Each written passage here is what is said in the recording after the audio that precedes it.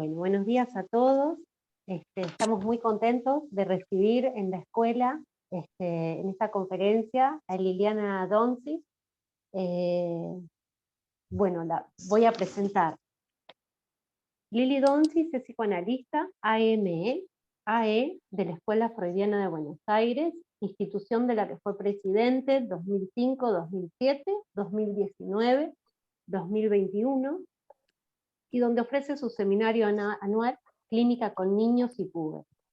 Es miembro fundador de Reuniones Psicoanálisis Zona Sur, ex docente de la Facultad de Psicología de la Universidad de Buenos Aires, supervisora clínica en diversos hospitales públicos de la ciudad y en la provincia de Buenos Aires, donde también ejerce su práctica clínica. Dictó seminarios, conferencias y presentó trabajos en numerosos congresos y jornadas en Argentina, Brasil, Estados Unidos, México, Uruguay, España y Francia, países en los que se han publicado sus textos.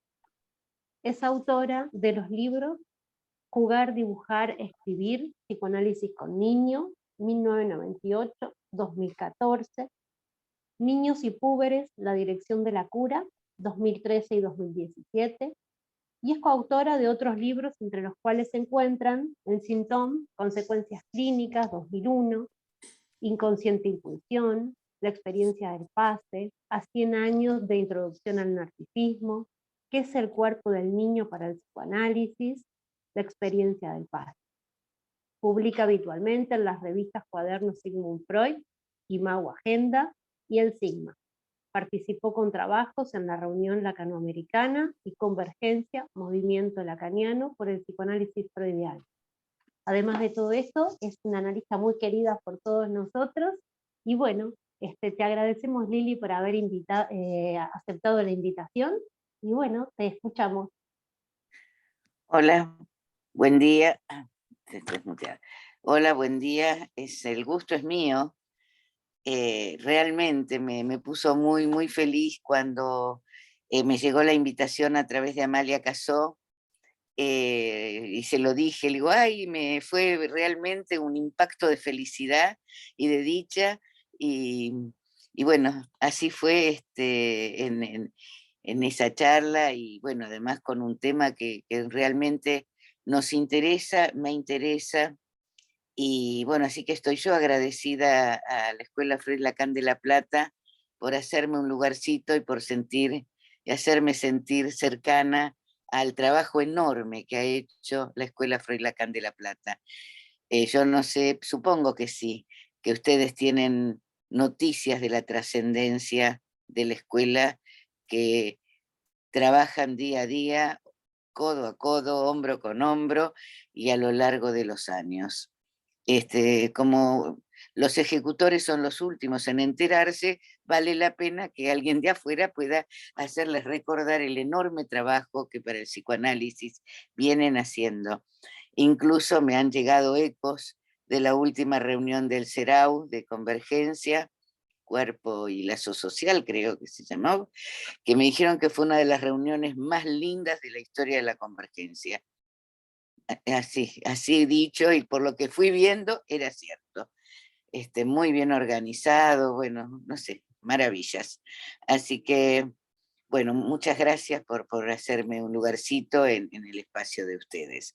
Me invitaron a hablar sobre los dibujos, creo que a sabiendas de que es un tema que me interesa mucho y desde hace mucho tiempo. Así que bueno, preparé algunas cuestiones escritas, preparé algunos dibujos que después Cintia irá pasando para que vayamos viendo, porque la idea de pensar el dibujo a mí por lo menos me surgió a partir de la clínica con niños, y sobre todo y especialmente cuando desde el inicio de mi formación uno va advirtiendo que el dibujo en la clínica con niños y también en lo que se llama evaluación psicológica, entre comillas, tiene un espíritu de un trabajo cliché, algo así como totalmente organizado y ya interpretado, y entonces, como decía una amiga, casita con chimenea, símbolo fálico. Y entonces cualquiera que hace casita con chimenea, símbolo fálico, no sabemos qué quiere decir. Para la evaluación psicológica que pongan símbolo fálico. La verdad que nada, no tengo idea. Pero como eso hay muchas interpretaciones cliché, entre ellas, sé que alguno de ustedes ha trabajado en cuestiones vinculadas con cuestiones jurídicas, o los que trabajamos con niños y también con adultos. Más de una vez tenemos que presentar informes en juzgados en relación a algún trabajo o en relación a cuestiones vinculadas a un proceso judicial en el que está incluido el niño y la familia. Y entonces es muy simpático porque es muy impactante, además, muy impactante, que tradicionalmente se, ¿qué es lo que pasa? Bueno, pones, por ejemplo, toman un Roger para justificar algo de ese señor o señora, y entonces ponen acuerdo con la realidad, coherente y con percepción de la realidad muy buena o algo por el estilo, y entonces ponen la lámina 5 del Roger, que hay que saber trabajar con Roger, ponen la lámina 5 y dice, si un hombre dice murciélago, está muy bien afincado en su sexo. Si una señora dice mariposa, es muy femenina. Bueno, nos hemos encontrado con este tipo de cuestiones tan estandarizadas que nos pueden resultar hasta graciosas, simpáticas. El problema es cuando esto se aplica de una manera sistemática y rotunda en relación al sujeto. Y digo sujetos, ya sean niños o no tan niños, y en este sentido, dibujar para mí siempre ha sido una especie de lugar príncipe en la clínica, solo que con los niños pareciera ser mucho más apropiado y va de suyo que un niño dibuje. Eh, y entonces, bueno, estamos como muy conmovidos por los dibujos de los niños, pero también podemos pensar y extender la gráfica a la pospubertad, que va a tener otro sentido la gráfica en la pospubertad, va a tener otra lectura. Sin embargo, ya sea en uno o en otro tiempo, en uno o en otro movimiento, niñez o pospubertad, en cualquiera de ellos de lo que se trata es de un trazo de escritura, es un trazo de escritura en el espacio. Y agrego, trazo de escritura en el espacio, en una hoja, en una superficie, con borde y límite. Una vez que advertimos que hay una transmisión, que se produce una transmisión a la hoja de un trazo o de los trazos del trazo unario, ahí vamos a advertir rápidamente que lo voy a decir así a propósito, transporte de un lugar a otro es muy cercano a esa frase maravillosa de Lacan que me ha acompañado en esta investigación sobre el dibujo, que ya se las voy a leer tal cual. Una consideración que Lacan tiene el 23 de mayo de 1976 en el seminario Sintóm, conocido como Sintóm, dice, esto tiene consecuencias, es el pasaje de una escritura a otra escritura. Pasar de una escritura donde el que está implicado es el sujeto, más allá de sus cumpleaños, donde está implicado el sujeto y el sujeto en las tres dimensiones del lenguaje. Lo que el dibujo muchas veces, lo que la gráfica pone de relieve, es que en el pasaje de una escritura a otra escritura, a veces ese es el tiempo fundante, el pasaje a una escritura. A veces no hay escritura que pueda ser transferida, Übertragung, decía Freud, a una hoja, a un contorno. Puede ser una hoja a la pared, una lámina de corcho, una revista, un libro. En cualquier espacio euclidiano que se transforma en nuestra lectura, en un espacio topológico, arriba, abajo, al costado, al otro lado. Incluso el espacio euclidiano, pues lo voy a leer para que sea más ajustado.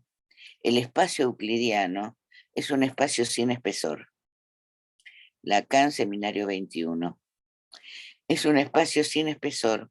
La imagen especular, de la que podemos suponer que pasa al dibujo transformada en imagen pictórica, la imagen especular es una imagen achatada de 2 dimensiones. El cuerpo, si quieren, en la imagen especular, pasa al espacio, ¿no? Sin esa tercera dimensión que llamamos volumen y espesor. Es imagen achatada, fotográfica. Todo lo que llamamos diseño gráfico, donde el dominio de la imagen en nuestro tiempo y en nuestra cultura es fundamental, ese dominio de la imagen es un dominio de 2 dimensiones.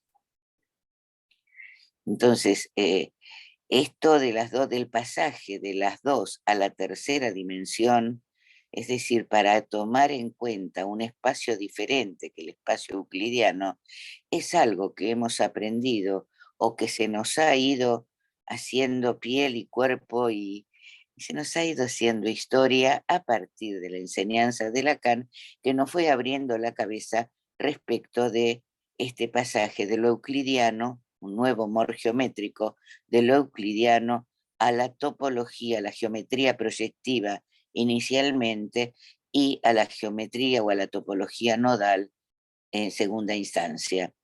Cada una de estas posibilidades la tenemos que tener en cuenta a la hora de leer, mirar, suponer, interpretar una gráfica. Estamos acostumbrados a las gráficas infantiles, y yo me voy a dedicar a esto, yo preparé algo, además de unas imágenes que después va a pasar Cintia. En realidad no lo pude, porque está recortado, ¿no? No sé si se ve. Es un delfín. Sí, Es un delfín. Sí, no tiene, digamos, lo muestro como para que tenga alguna representación, no más que es una representación gráfica que no deja de ser una representación mental e imaginaria, ¿no? La niña que hizo esto hizo un delfín y se la pasó durante un largo tiempo en sesión dibujando delfines. Ella quería, después de varios años de tratamiento, más bien inducidos por su madre que por la sintomatología, porque a cierta altura ya realmente era para que pueda hacer su vida sin análisis o con lo que el análisis le había aportado. Entonces se la pasaba dibujando delfines, hasta que un día me cayó, que ya se están riendo, la veo a Cintia, hasta que un día me cayó la ficha, delfín. A ver, finalicemos. Bueno, o sea que el delfín, ¿no? Era una escritura, su propia interpretación transferencial, y la modalidad de hacerlo con el delfín, el pescadito, era de alguna manera su posibilidad de poner en el espacio un significante vinculado al fin para ella, al delfín, que no tuviera que ver con su mamá, la traía, bueno, que era importantísimo para la mamá que sus hijos estén en análisis, eh, pero realmente la niña no estaba, digamos, ya no quería seguir sosteniendo el espacio y por otro lado creo que no le era menester en ese tiempo. Entonces, bueno, venía a hablar del fin y pudo hacer muchos fines y delfines. Con lo cual, uno puede decir que el dibujo viene a dibujar letras significantes, representaciones especulares, y entonces se puede dibujar, como hablábamos con Amalia el día que hablamos telefónicamente, a veces dibujamos cada cosa con el dibujo, dibujamos letras, dibujamos excusas, dibujamos, no sé, metafóricamente, ¿no? Tarjetitas de cumpleaños, en fin, ¿no? Inventamos cosas con el dibujo. El delfín de esta muchachita, el delfín era un invento, como uno dije, está inventando, está sí, inventando algo, ¿no? Es su invento el delfín. Entonces, bueno, venía, digamos, solo que en un análisis cobra mucha seriedad, no es lo mismo que este, mm, otras invenciones, ¿no? Que como decimos en Argentina, y esta se la dibujó, es decir, se la dibujó, hizo cualquier cosa, me la quiere hacer creer. Bueno, en el dibujo nos la quieren hacer creer. Esto es cierto. El asunto como analistas en transferencia es si estamos en condiciones de hacer de ese invento una creencia o si tenemos que hacer una lectura del invento. A partir de ahí, y ya sin eh, yo quiero leerlos, ¿no? Leer algo, ¿no? Ya sin el prejuicio de la evaluación psicológica con la que nos insistieron o insisten tanto en las revistas de modas, ¿no? Según como usted haga el sol, le vamos a decir las características de su persona. Dibuje muchos patitos y le diremos cuál es su vocación, que esa es creo que la más peligrosa, que es realmente riesgosa. Porque hay un futuro y una historia en juego, ¿no? Cuando se lee de una manera, em,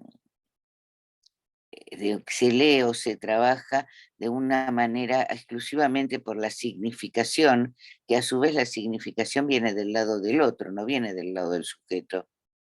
Entonces, según cuántos patitos haga, o como les decía hace un ratito, como mire la lámina 5 del Roger, o como haga la casita con chimenea o sin chimenea, le diremos a este chico va a estudiar arquitectura. Y por ahí pierde muchos años de su vida estudiando arquitectura, cuando en todo caso le interesaba, no sé, la jurisprudencia, el derecho, o nada. Entonces, cuando la interpretación viene del lado del otro y viene de una manera monolítica, apostando a la pura significación imaginaria, yo diría, estamos en problemas.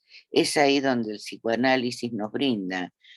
No es fácil, pero nos ha brindado muchos buenos ejemplos. Les voy a leer algo que a mí me gusta mucho, que lo escribí hace poco y que creo que en esto que voy a leer está eh, lo que más me interesa, una de los que más me interesa. Le voy a hablar de mi gran amigo, que todos ya saben cuando digo quién es mi gran amigo. Tengo un gran amigo hace muchísimos años que se llamaba Juanito. Es mi amigo con el cual leo, me divierto y siempre le encuentro alguna vuelta nueva. Entonces, quiero relatar un pedacito de Juanito para ver la idea, digamos, de lo que significa la ilustración. Juanito sueña con jirafas, todos nos acordamos de sus jirafas. Juanito sueña con jirafas, las dibuja. De hecho, yo no sé, mi amor Ortu, pero en el Juanito de López Ballesteros están las dos jirafas dibujadas de Juanito con una línea tipo croquis, que creo que son las originales de Juanito. Juanito dibuja las jirafas una vez que se despierta, las hace gritar, las arruga, se sienta, lo recuerdo, sobre una de ellas. También las jirafas hablan, se humanizan, asustan y le producen temor. Las jirafas de Juanito son dos. Una es grande y otra es más chiquita. Una grita, la otra la puede manipular con las manos y el cuerpo. El padre de Juanito, esto es importante y creo que es un detalle que todos conocemos, el padre de Juanito, Max Graf, es importante acá, Max Graf intenta interpretar el sueño de Juanito y sus asociaciones, siguiendo, como haría un psicólogo, con todo respeto lo digo por los colegas, siguiendo las asociaciones de Juanito por la vía de la significación edípica, poniendo también al mismo tiempo a cielo abierto la insuficiencia de este padre y de este padre que se convierte en analista de su hijo. Es una insuficiencia. Juanito no está muy de acuerdo con la interpretación de la significación edípica, porque Juanito, según mi criterio, requiere también en el sueño la apuesta de un padre, que no es lo mismo que un padre ponga significación a una escena. No es que no lo hagamos, quien no lo ha hecho alguna vez, sino que Juanito grita por otra cosa, como Lacan nos enseñó. Juanito sueña con la apuesta de un padre, convoca al señor Graf para lo que hacen los niños. Se convoca al lugar del padre en todas sus dimensiones para servirse de él, no para prescindir de él, usando esa fórmula conocida. La jirafa de Juanito que se arruga es un papel en el espacio que al mismo tiempo algo muestra y algo oculta entre sus pliegues. En la jirafa que se arruga hay una letra escondida. La otra jirafa grita, hace ruido y se vuelve sonora. Significante sonorizado que cuenta con voz y se hace escuchar. Una grita y la otra esconde. ¿Qué se escucha en el grito? ¿Cuál es la letra que se esconde en la jirafa que se arruga, en el papel arrugado? Retomo una propuesta muy conocida de Mayet Viltar, que se llama Arrugar la palabra, es un texto que está en un litoral, muy conocido, de un trabajo que hace ella de Juanito, muy interesante también. Pero yo lo voy a leer, la voy a leer a Mayet Viltar a mi manera, con todo el respeto que le tengo y el cariño. Ha sido una grande, creo que ahora ya está muy mayor.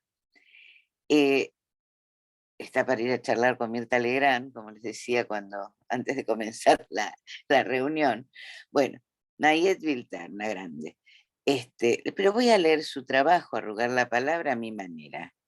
Hans Juanito produce con las jirafas una escritura sonora, una voz, la pulsión invocante, y una escritura de letra escrita y una escritura, digamos, de letra convencional del pasaje del ideograma o el pasaje de la ilustración a una letra convencional.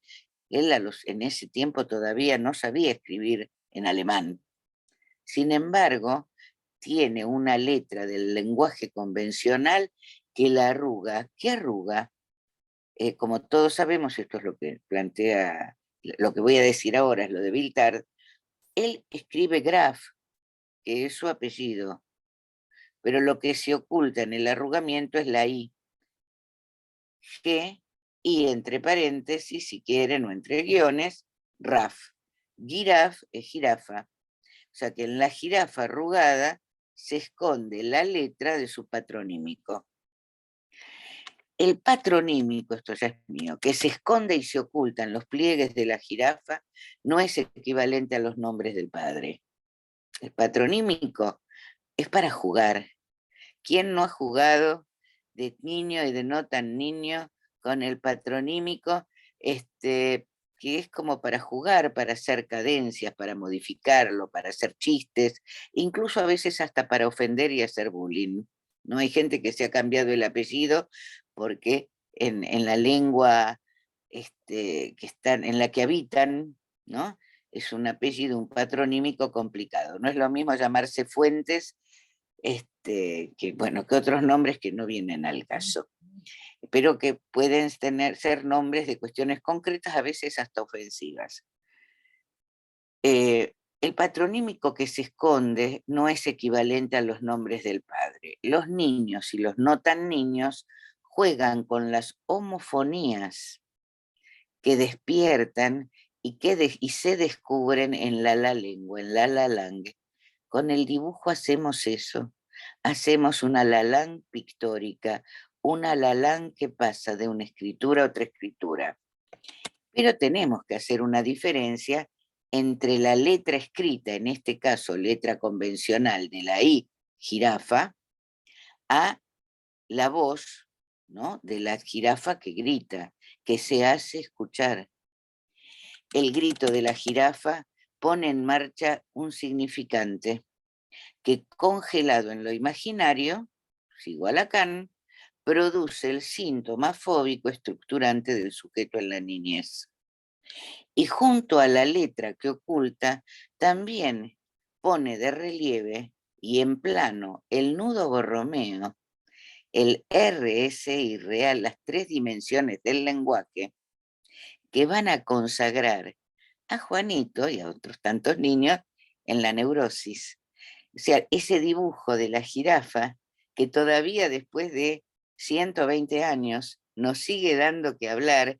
120 años pasaron aproximadamente y tiene la frescura del primer día la jirafa de Juanito, porque es impresionante cómo un croquis de una jirafa que grita o que esconde una letra, cómo eso puede poner en un emplazamiento gráfico en el espacio real, simbólico e imaginario. Juanito no nos dice esto es real, esto es simbólico, esto es imaginario, lo leemos nosotros. O sea que podemos decir que está consagrada la estructura, el síntoma, en el caso de Juanito, la fobia, y también la escritura. Yo podría decir a esta altura que Juanito, yo no sé si sabía leer y escribir, si no tengo la menor idea, pero lo que sí estoy segura es que Juanito tenía todas las posibilidades de la lectoescritura, porque para llegar a este dibujo que esconde y que grita, hay una idea, una representación mental construida imaginariamente, o sea que hay una imagen y algo vinculante a la identificación especular, pero esa identificación especular ya está en relación al trazo unario, produciendo una escritura. Entonces, entre imagen y trazo hay cierta concomitancia que me permite decir, Juanito sabe leer y escribir, cosa que nos pasa con los niños, y que siempre vale la pena tener en cuenta, aunque parezca siempre las cosas de los chicos parecen ingenuas, y tal vez lo sean, pero el- vale la pena pensar que cuando el mundo actual, nuestra cultura, le propone a los niños ciertas etiquetas porque no pueden aprender o porque no están bien en la escuela, etcétera, etcétera, es más fácil decir tiene una dislexia o tiene desatención, que además les deja una etiqueta, que ahora les voy a contar algo que me relataron ayer y que me pareció fantástico. Ponen una etiqueta, es más fácil la etiqueta, digamos, más fácil para el que la pone, más difícil para el que la lleva. Una etiqueta en donde en todo caso nuestra mirada, nuestra interpretación e intervención tendría que ir por el lado de lo que estaba diciendo recién de Juanito, con la imagen y un trazo produce una escritura. Después es un complejo proceso pasarlo a la letra convencional, pero hay una serie de transformaciones. Ahora cuando tengamos un break lo voy a traer, puse acá muchas cosas, pero esto no, pero tengo un cuadrito para mostrarles sobre, que a mí me interesa particularmente, sobre la pintura y el dibujo chino del siglo XVI, XVI-XVII, que eran dibujos de la naturaleza, fundamentalmente, ¿no? Muy, muy vinculados a la naturaleza y que tienen tres características, si no, no pueden ser considerados ni arte ni dibujo. Está el dibujo, tiene que haber caligrafía china, y la caligrafía china no es solo escribir en chino, es escribir en chino con arte. No es solo hacer dos palitos, sino hacer dos palitos y todos sus firuletes. Bien, que no es nada sencillo. Entonces tiene que haber caligrafía, esa caligrafía tiene que venir a decir un poema, y esto es lo que acompaña el dibujo, o sea, letra, poema, dibujo, ¿no? Y adornamiento del dibujo. Entonces, este complejo proceso que para el ideograma chino no alcanza con el ideograma, ni solo con hacer, uno puede hacer todos los dibujos que quiera, pero para ser considerado algo pictórico de ese tiempo, requería de estas que se conjugaran poema, escritura, letra y arte, ¿no? Es impresionante. Esto también necesitamos pensarlo en los chicos que vienen etiquetados o que vienen con el interrogante. ¿Qué les pasa? Que no pueden pasar de la voz al trazo. Pueden tener voz, pero no tienen trazo, ¿no? Trazo que con Freud, esto sí lo explica muy bien Freud en algunos de sus textos. Ustedes saben que con la edad, con el tiempo y con la asunción sexual, no con la declaración de sexo de los niños, sino con la asunción sexual, se va perdiendo la capacidad gráfica. Algunos la mantienen y la sostienen, por supuesto, pero el dibujo espontáneo, el dibujo de jugando, el dibujo por placer se transforma o se transformaba en el garabato que acompaña mientras hablábamos por teléfono, o cuando estamos aburridos y empezamos a hacer rayitas, pero algo de esos trazos singulares de la invención de la gráfica se van perdiendo por efecto de la segunda vuelta de la sexualidad, ¿no? De la asunción sexual. Hay algo que va a restar ocluido en los pliegues, lo voy a decir ahora, ya no de la jirafa, sino del fantasma. Entonces, la ejecución gráfica se va perdiendo y entonces los adultos dicen, no, yo dibujo re mal. Claro, bueno, no importa que dibuje re mal, pero se divierte dibujando. ¿Le resulta agradable? No, para nada, me da vergüenza. Bueno, ya tenemos algo para leer.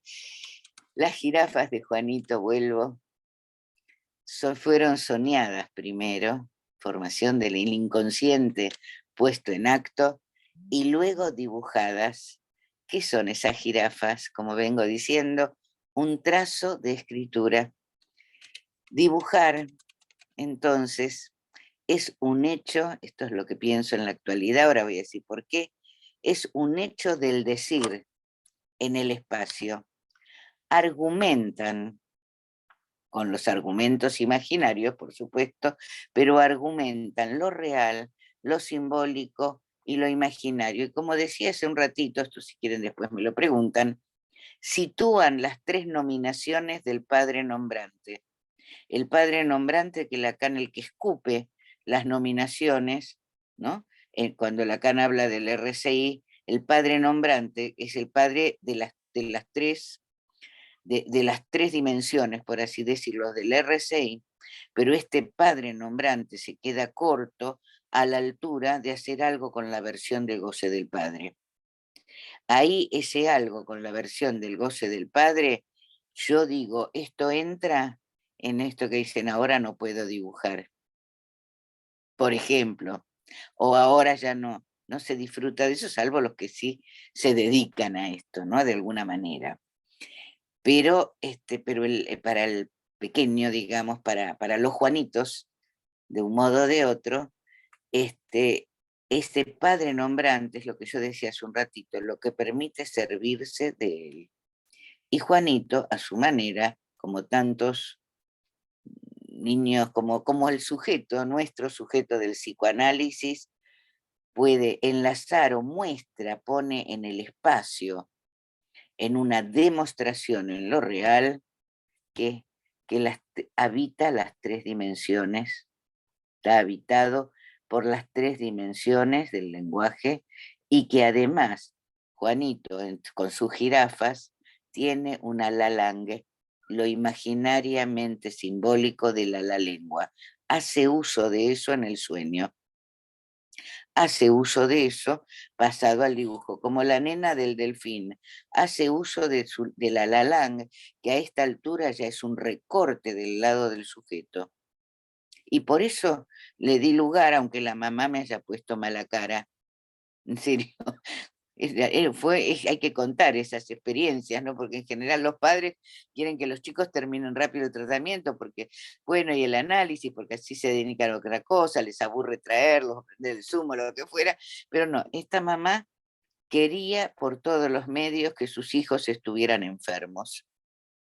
Además, eran 3 hijos, o sea que cuando culminó Delfín su análisis, porque bueno, no podía aceptar la demanda de la madre de la enfermedad de la niña o de la enfermedad de los hijos, al poquito tiempo me llama para decirme que el hijo mayor tartamudeaba y me lo hace escuchar. Y ahora fulanito tartamudea. Bueno, el pediatra que atendió en un momento a uno de estos niños, un gran pediatra ya fallecido, puedo hasta dar su nombre, uno de los grandes pediatras de los últimos tiempos en Argentina. El pediatra, después de escuchar a esta señora, un pediatra con formación psicoanalítica también, una rara avis, el pediatra decía que esta señora tenía un síndrome de Munchausen, que necesitaba que sus niños, yo creo que era mucho decir un síndrome de Munchausen, pero que ubicaba a sus hijos en el lugar de la patología y la enfermedad, con fines poco claros, bastante espurios. No voy a avanzar mucho más. Bien. Entonces, el escribir, el hacer un dibujo, un trazo de escritura, no es sinónimo de la función del escrito. Del trazo de escritura, el analista hace función de escrito, como lo haría de un sueño, que también son imágenes puestas en el carril del significante. El trazo de escritura en la dirección de una cura, en este caso el dibujo, es un faro que nos ilumina y nos entrega, nos propone, como en Juanito o como en esta niña, los resortes de la insuficiencia paterna. La insuficiencia del padre del neurótico, ¿no?, que hizo de Juanito un gran ejemplo de la neurosis infantil, pero también ilumina las calces del sujeto. Los calces, digamos, borromeos del sujeto. Yo no puedo decir,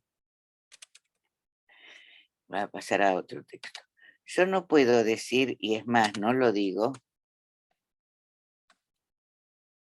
mejor dicho, lo voy a decir de alguna manera, no puedo decir que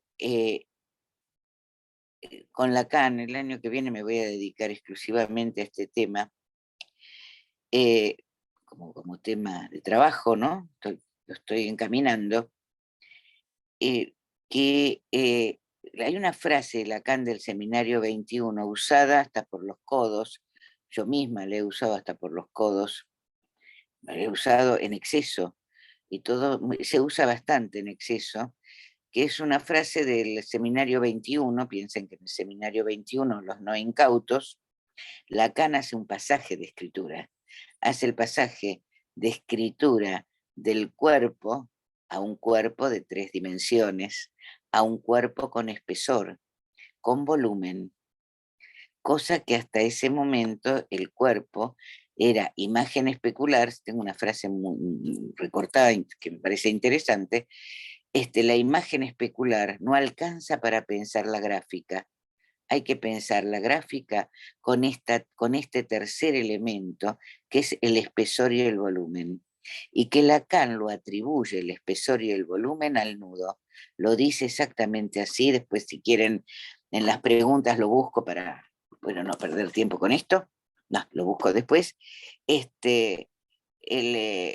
lo propone, digamos, dice, de lo único que puedo decir que tiene espesor es el nudo borromeo.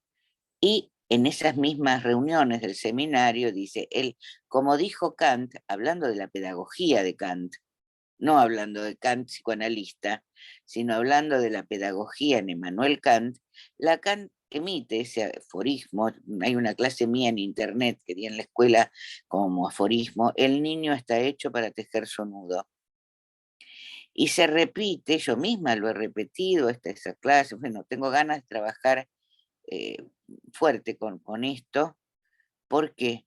Porque nos queda la idea dramática, si quieren, nos queda la idea de que el niño está hecho, que la niñez teje el nudo y que entonces los niños son un nudo.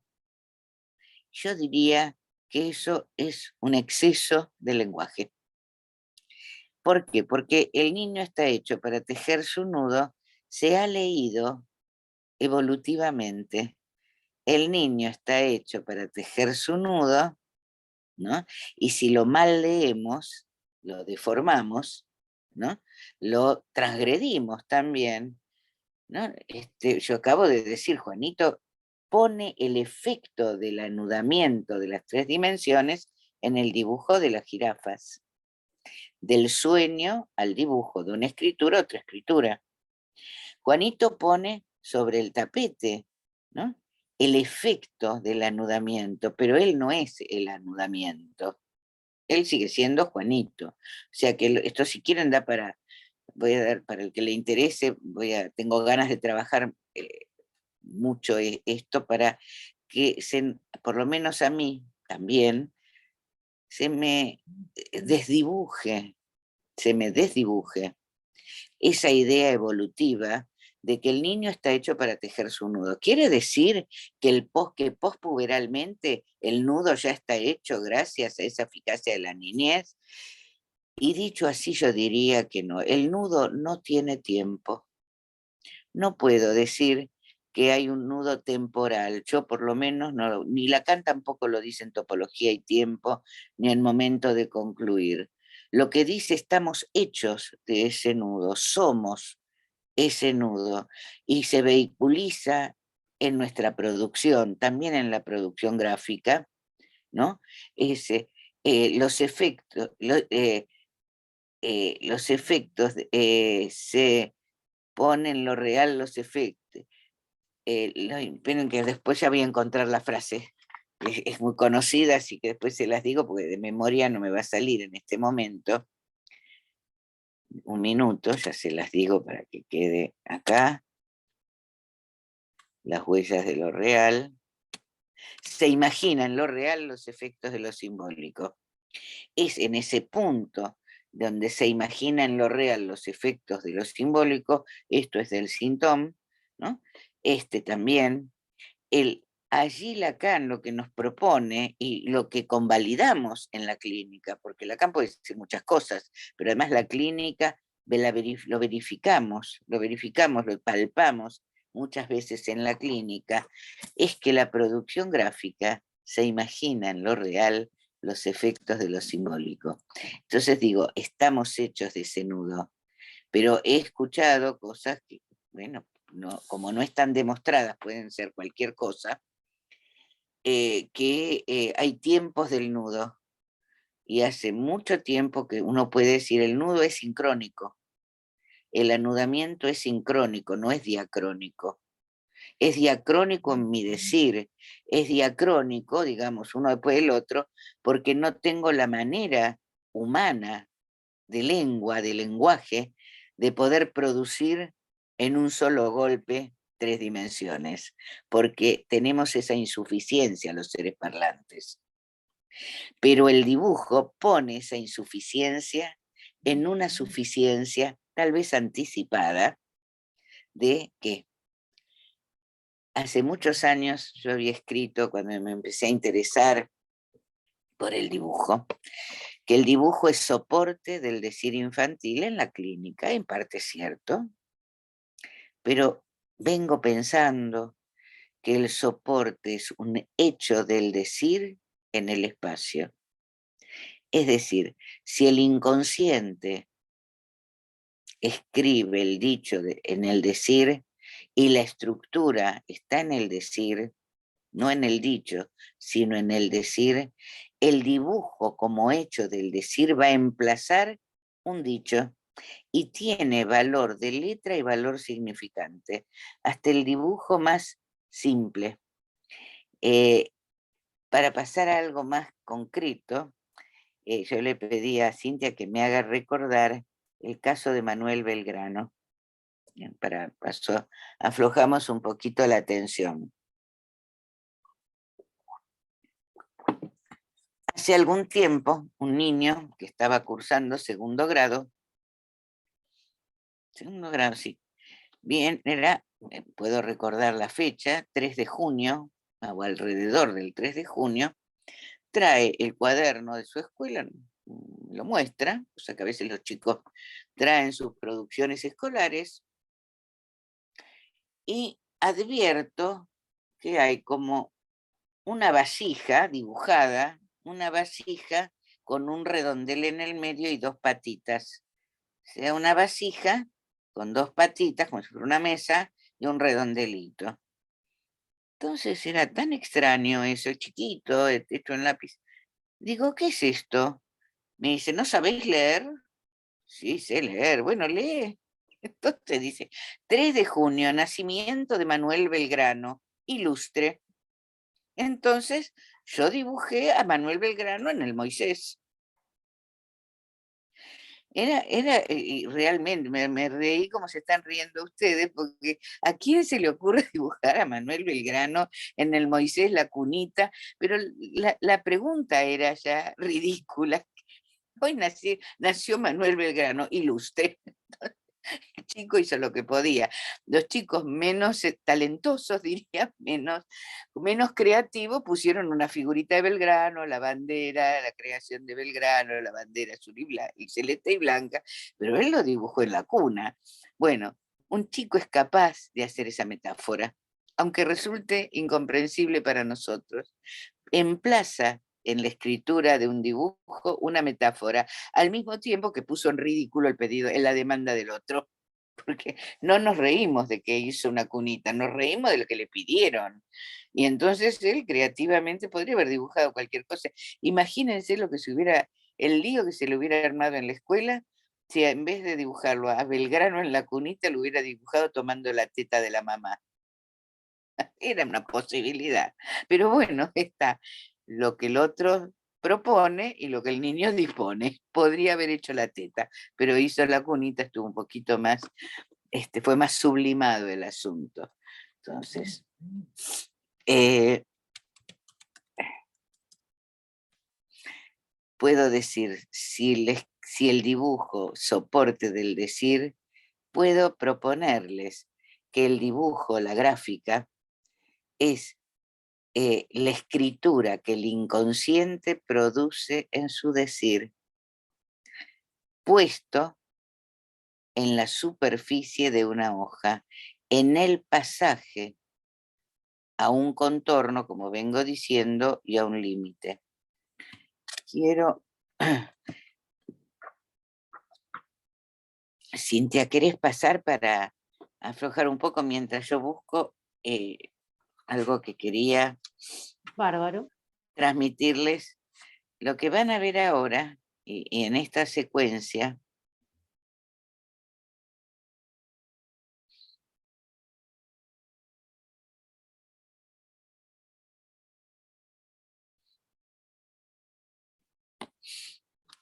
bueno, habría que A ver, dar, bueno, Lili, está de cote, pero no importa. ¿empiezo por ese o querés Sí, que sí, sí, por los comparta los? últimos, Sí, porque estos últimos fueron los primeros que este bien. muchachito dibujó. Un chico de 12 años, no sé si se puede dar, se puede girar para que se vea No, el trabajo que hizo no, con no la lo puedo casa. girar. Bueno, A ver, lo puedo acercar, a ver si así lo ven bueno, ahí mejor. está.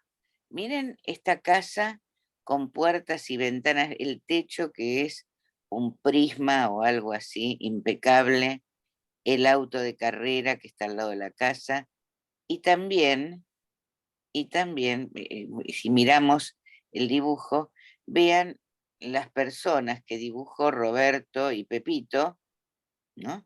que no tienen nada que ver ni con el camión, ni con la mesa, ni con ese edificio maravilloso. Pero esto mantengámoslo un segundo, sigamos pasando por ahí los otros.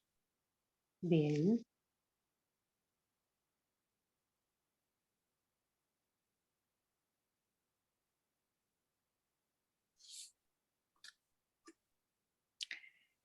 Este es un árbol pinchudo. Fíjense el trabajo que hizo de esos pinches, y además le puso pinchudo, ¿no? Acá, digamos, lo pinchudo yo lo leo a la letra, pero aunque no lo hubiera escrito a la letra, ya la mirada se va a ubicar, porque el dibujo convoca la articulación entre el ojo y la mirada. Los psicólogos dicen óculo manual, sí, es cierto, pero lo del ojo en su doble vertiente, mirada y ojo, ¿no? En el ojo, cuando enfocamos, aparece una mirada, y aunque él no hubiera escrito pinchudo, los pinches estaban, y además es impecable. No sé si se ve uno de los pinches. Bueno, sigamos. Sí, sigamos con los otros, hay varios.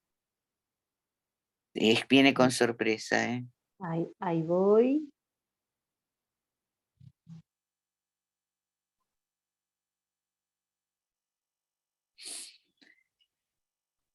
Este es otro de sus dibujos. Si se pudiera acercar más para el trabajo que hizo en cada una de las ramas. Ahí se Trasito, acerca. sí, sí, así, sí, para que se vea el trazo de cada una de las ramas. Es ¿no? Me interesa a mí este trazo, lo apretado del lápiz para poder hacerlo. La impresión de desnudez, bueno, ustedes pueden ponerle las significaciones que quieran, que puedan, que quieran. Sigamos con los otros.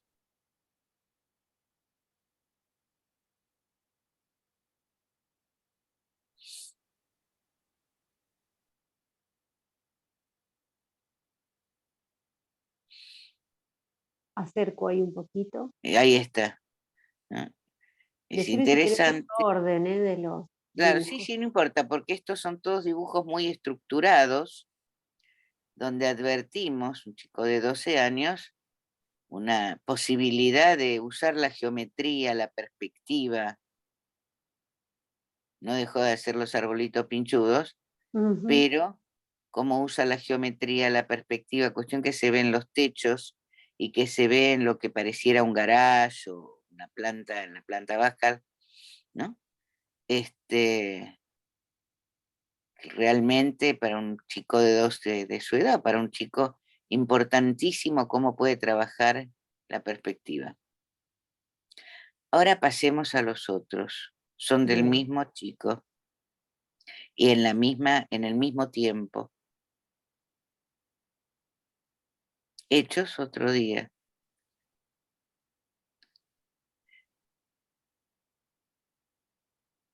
Esa es la cucaracha. Bueno, todavía está organizada. ¿En el mismo tiempo están hechos, Lili, estos? ¿Sí? Mira. Cintia, que los vio todos, no, te parece increíble. No, Pero sí, bueno, me pasemos a sorprende. los otros. Sí, sí, Ahí está. claro. Miren esa ventana salida para afuera. Mantiene el contorno, mantiene las líneas, mantiene una geometría, pero las distancias, el árbol mantiene sus pinches. Creo que hay un pajarito ahí arriba, no sé. Sí. Pareciera un pajarito con un pico.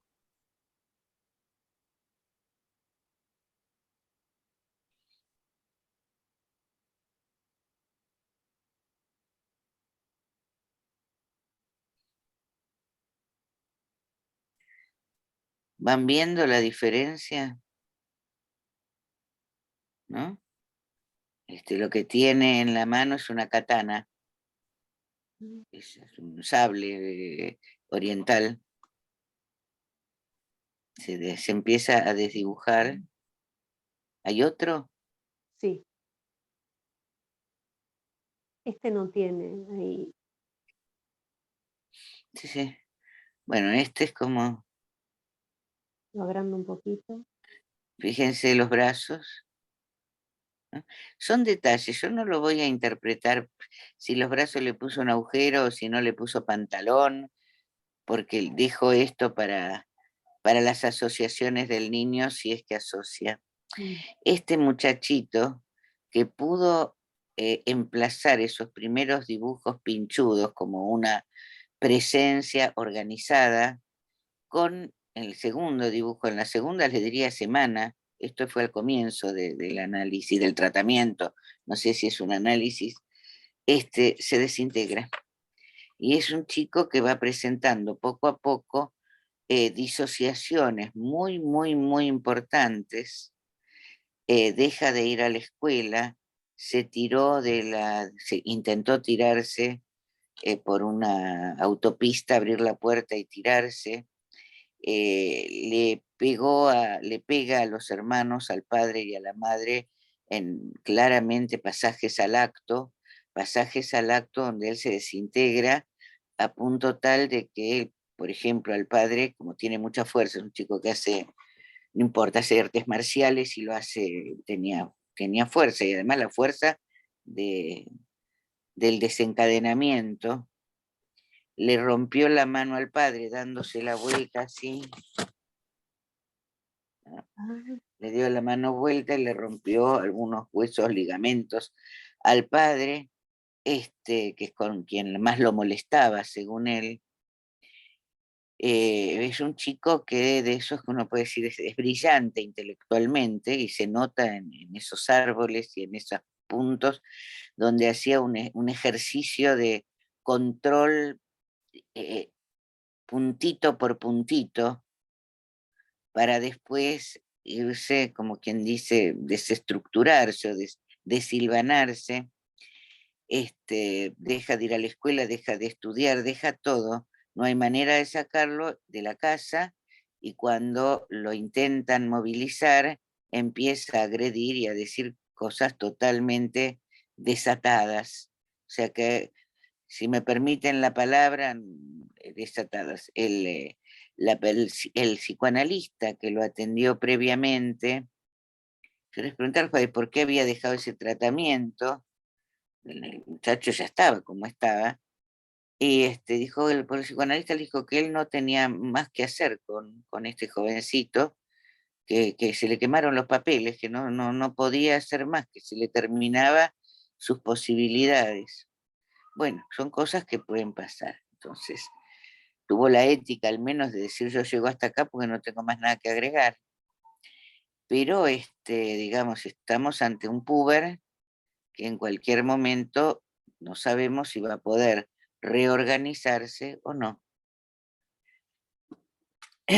Hay historias familiares que podrían dar cuenta de esta situación, que no las puedo ni quiero comentar ahora, que podrían dar cuenta de por qué este muchacho, digamos, 2 generaciones más tarde, como se suele decir, puede desembocar en una problemática psicótica. Yo no estoy muy convencida de esto, así que espero que no, me parece que no, pero hay que bailarla, porque además se tira en el piso, cualquiera que conozca mi consultorio, o sea, hay una entrada y después pasa una puerta para ir al consultorio, él entra en el colchito de entrada y hay algunas sillas, él se tira en el piso a dormir, y dice, está cansado, entonces, y duerme, y el padre me mira con cara, y yo le voy a pagar honorarios para que él venga a dormir, y yo le digo, y sí, ¿qué va a hacer? Él necesita dormir, necesita un lugar tranquilo para dormir.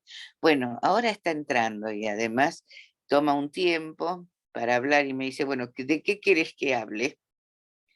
Entonces le voy preguntando, diciendo, bueno, ya te dije todo y ahora de qué puedo hablar. Bueno, en fin, estamos en otro momento. Vuelvo entonces a la experiencia de el dibujo como acto de decir en el espacio. Ahí está. Un poquito de teoría. Ya les dije que ponemos entre paréntesis los arquetipos junguianos para leer un dibujo, los simbolismos, las interpretaciones proyectivas. Todo eso lo dejo de lado y para plantear, y alguna vez lo han leído algunos de ustedes, para plantear el dibujo como letra y articulación significante. ¿Para qué? Para enhebrar el montaje pulsional.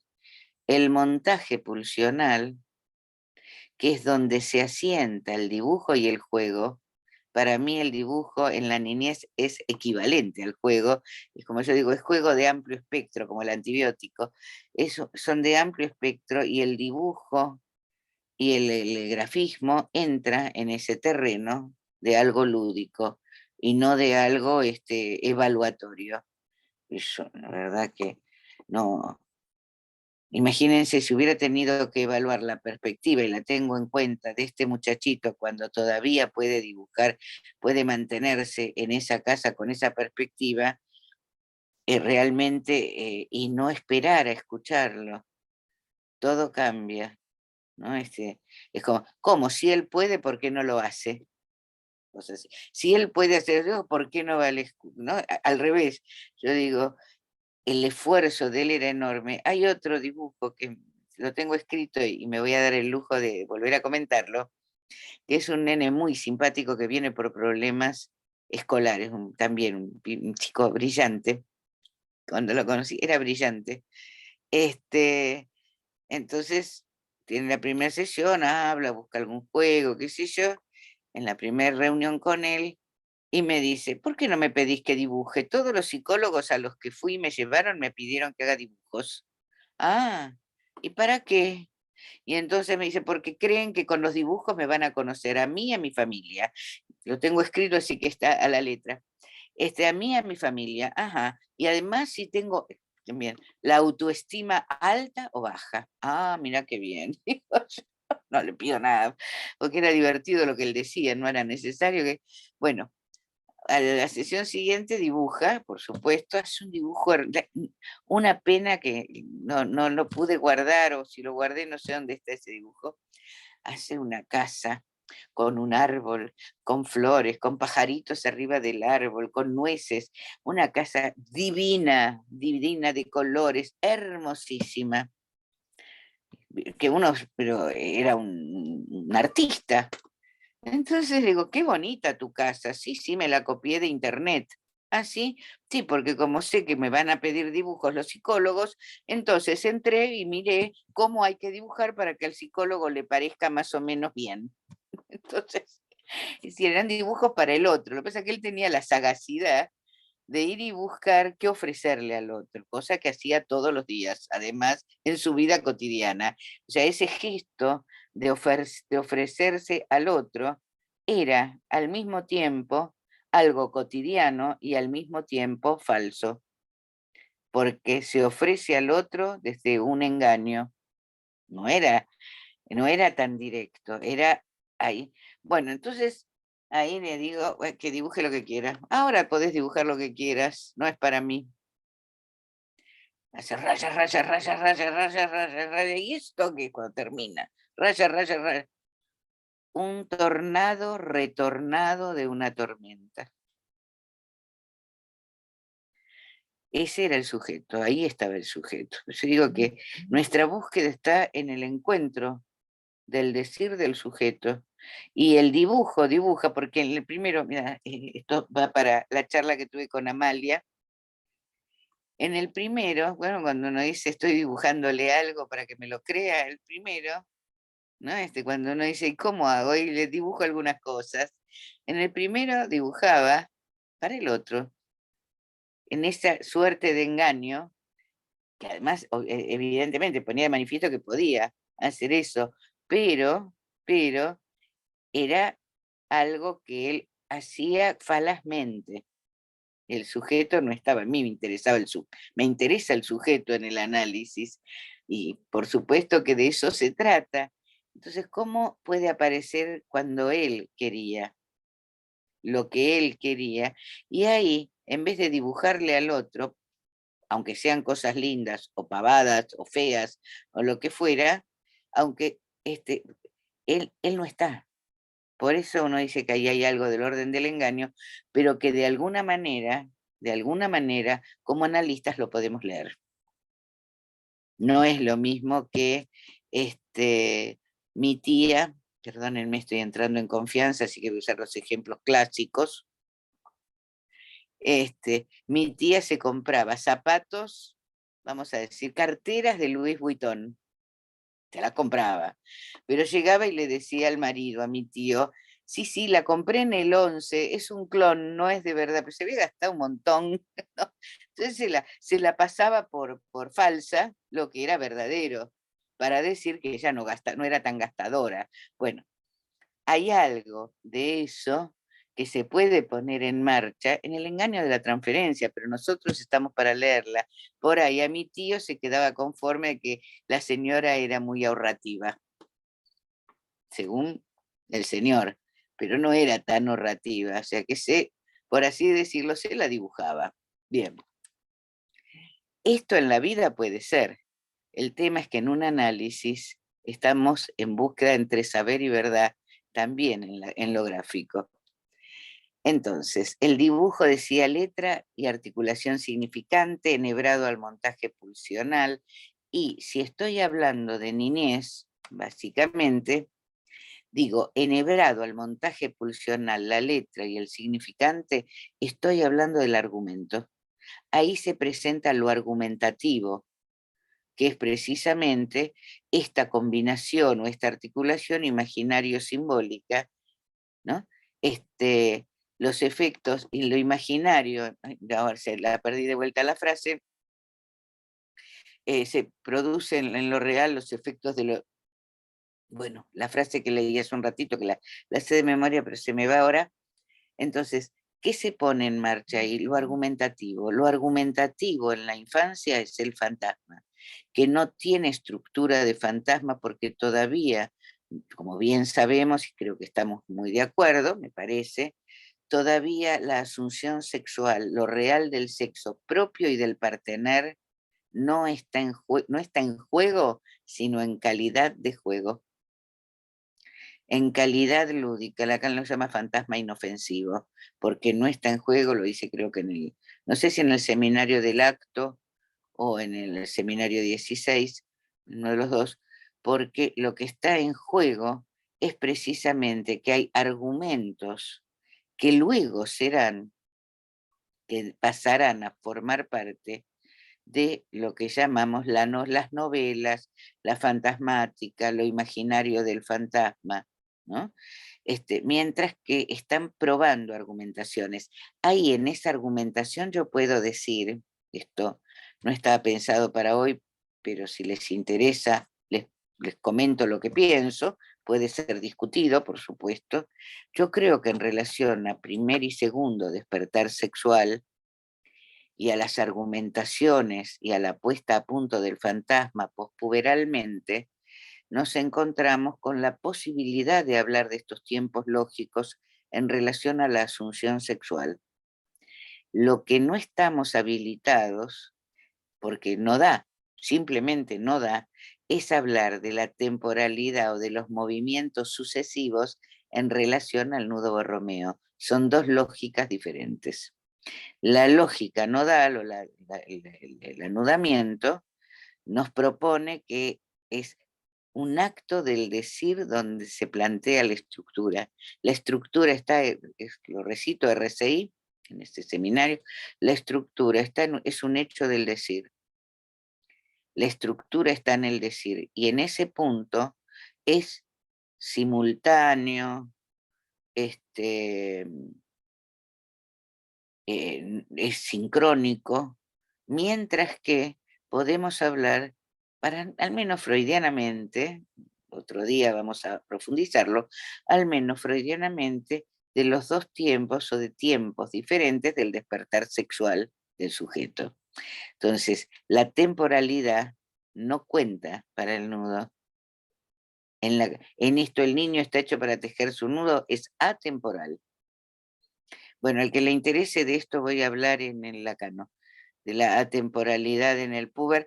Lamento totalmente que no nos vamos a poder escuchar, Sandra Alderete. Estamos en el mismo horario. Pensaba lo mismo, Lili, sí, estamos en el mismo horario, la Lacano. Sí, sí, sí, así que mira, o hacemos una mesa redonda, sería una posibilidad, o nos pasamos los trabajos, bueno, algo haremos. Sí, cómo no. Bueno, entonces, es la cuestión de la sincronía de la estructura, y creo que la sincronía de la estructura se pone en juego también en la gráfica, pero lo que más notamos y lo que más se ha hecho es trabajar lo argumentativo que surge del montaje pulsional y del pasaje de la imagen, como decía al principio, a la superficie de la hoja, que va a requerir de qué? Justamente de un pasaje por el vacío que comporta el objeto A. El objeto A está presente como vacío en la posibilidad de hacer un gráfico cuando esta genial muchachita dibujaba delfines, algo tan elemental como un delfín, ¿no? Y que al mismo tiempo traía que su letra, pero había un salto ahí, un vacío, al mismo tiempo que hay un pasaje de sentido y de significación que sería lo tradicional. Como vemos entonces, la gráfica va a requerir de las identificaciones constituyentes y también pone de alguna manera en juego la estructura borromea.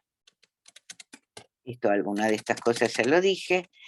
El grafismo entonces concierne a la puesta en plano de la estructura, entendida como un hecho y un acto del decir, como podría ser el relato de un sueño, un chiste y demás. ¿Qué funda el dibujo?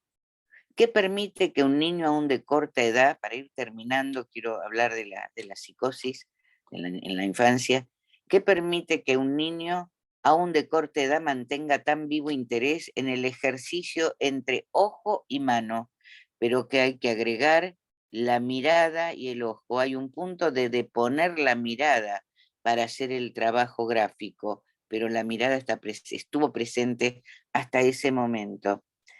Que además ofrece un júbilo muy especial que lo lleva a un chico a repetir y a crear con algo tan elemental como un papel y un lápiz, con un marcador en la pared, cuando la pared es el cuerpo del otro, es el, como ahí lacanianamente, el amuro, el muro del amor del objeto en el cuerpo del otro.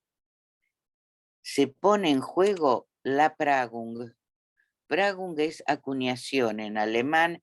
Freud usa el término Pragung para hablar del hombre de los lobos, cuando habla de la escena traumática de los lobos y de que está acuñado, ¿no? La acuñación del trazo que deja huellas imborrables, aunque se puedan borrar. En ese sentido, no hay nada más humano que el hablar y el dibujar, mucho más que el hablar. Porque cualquiera que tenga un animalito doméstico, saben que me gustan mucho, disculpen que haga la referencia, seguramente le habla al gatito, al perrito, y cuando uno llega a casa, uno abre la puerta y viene el perrito. Anoche cené con una señora que tiene un perrito, y entonces me hablaba del perrito como su nene, ¿no? Su nena. Y yo decía, "Ay, yo debo parecer tan loca como esta mujer cuando habló del gato", así que decidí no hablar más del gato. Pero todas las cosas que ese perrito podía decirle, hacerle, ¿ves cómo descansa? Estaba el perrito tirado al piso, ¿ves qué bueno que es una santa? No sé cuántas cosas me dice el perrito, estaba sentado. Y a la mañana le hago un sándwich tostado, porque la perrita come tostaditos a la mañana. Bueno, no sé todo lo que me decía, y yo decía, esta está del otro lado con su perrito, bueno, pero ningún perrito ni ningún gatito dibuja. Ponele que la señora crea que su perrita le habla, bueno, ponele. Pero su perrita no dibuja, no hace nada, no hace ningún pasaje de un lado al otro, de una imagen a otra imagen, de una escritura a un trazo.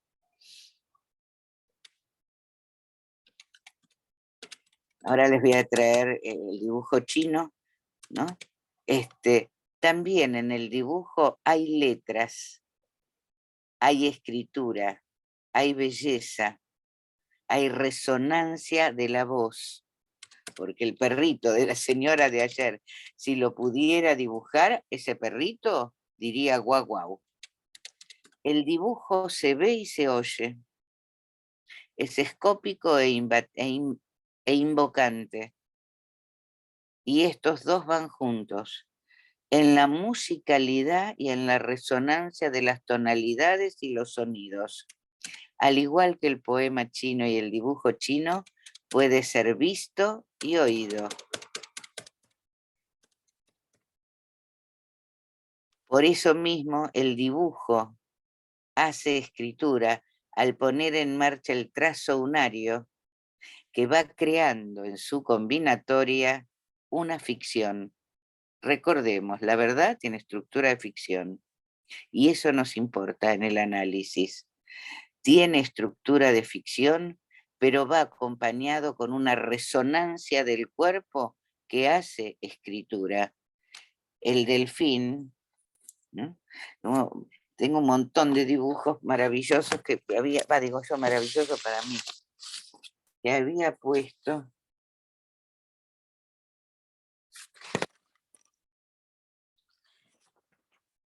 A ver, se los voy a mostrar, pero no se los mandé porque me pareció que era mucho. No sé si se ve. Bueno, una ladera, ¿no? Un nene corriendo y detrás un lobo. El lobo corre al nene y el nene está asustado, muy asustado. Ahora les leo lo que me dijo el nene, ¿no? Y el lobo hacía grrr, o sea que el dibujo lo acompaña con un grrr del lobo, ¿no? No, perdón, es un chivo, no es un lobo. Es un chivo corriendo, tampoco, esperen que no me entiendo ni la letra. Es un chico corriendo porque el lobo lo va a agarrar y le hace grrr, ¿no? El otro era una montaña, arriba de una montaña. El chico corriendo ante el grrr.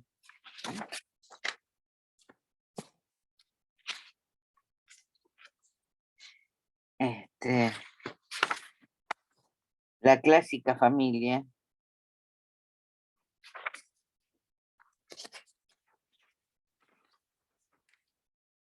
Esta es de la nena del delfín, cuando se hacía nena. Divino.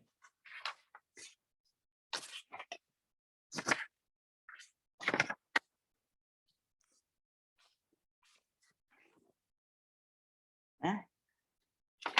Y a ver si encuentro acá un retorno, no es el del retornado, pero en algo se le parece y dibuja atrás. Me voy a quedar con esto para lo último que sí quería decirles.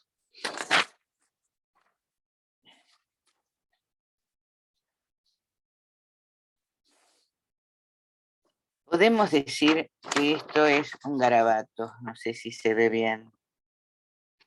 Esos que hacemos al lado del teléfono, o esos que son los primeros palotes, ¿no? ¿Qué pasa cuando, acá en este se ve mejor tal vez?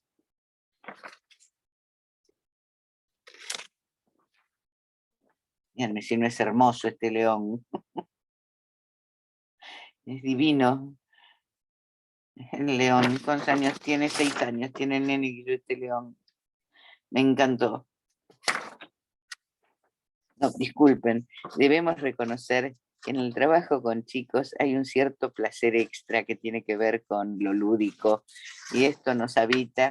Bien, pero quería para finalizar y no aburrirlos, vamos a pensar probablemente este contorno, ¿no? De este garabato, ahora voy a leer algo del garabato, este garabato se continuaba por fuera de la hoja. Esto es muy frecuente, la salida de la hoja, en los niños con dificultades con dificultades muy serias en la organización corporal o incluso en niños con padecimientos muy graves. En niños con padecimientos muy graves se sale de la hoja, no hay contorno, no hay borde. Esta salida del borde de la hoja muchas veces nos viene a situar nada más, que el cuerpo es, para ese niño, también está en la extensión sin borde.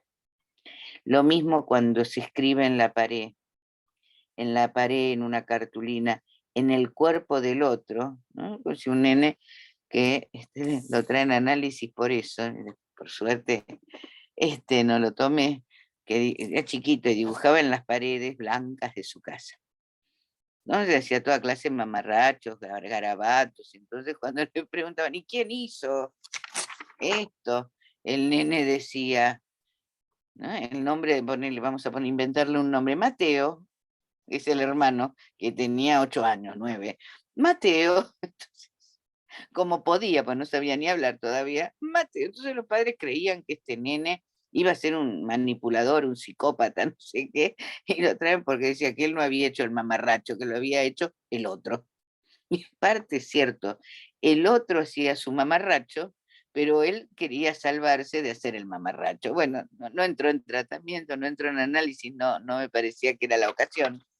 Tuvo un tiempo, digamos, entrevistas con los padres, pero él decía, ¿de quién es el garabato? Del otro. El garabato es del otro.